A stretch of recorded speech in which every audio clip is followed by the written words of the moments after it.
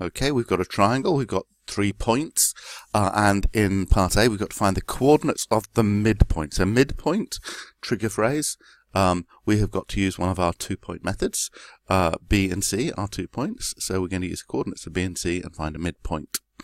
Then we've got to find the gradient of AB. So again, we've got 2 points, A and B. We've got a gradient, so that's going to be the 2-point method for gradient.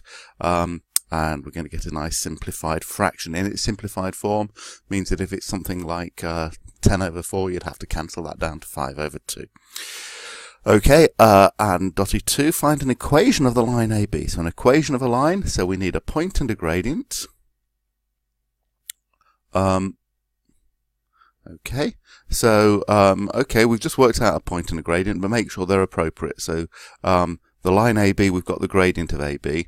This midpoint of BC probably isn't on AB, so we need to choose a point on the line AB. Well, we've got a choice of 2 up here.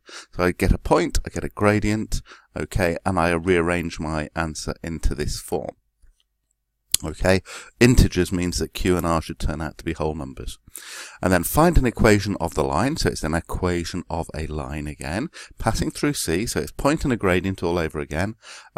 So through C, so we've got a point parallel to AB, so we've got a gradient, point and a gradient, use your y minus y1 recipe again.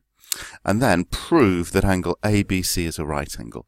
So in order to do that, we're going to need the right angle is not a trigger phrase, but we've already got the gradient of AB, okay, which is the hint. A right angle is to do with gradients. We're actually going to get perpendicular gradients, so we need to set up 2 gradients. So we're going to have the gradient of AB, well, we've already got that.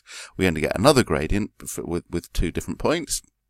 Okay, and then we're going to look at these 2 gradients and convincingly explain why these gradients are perpendicular.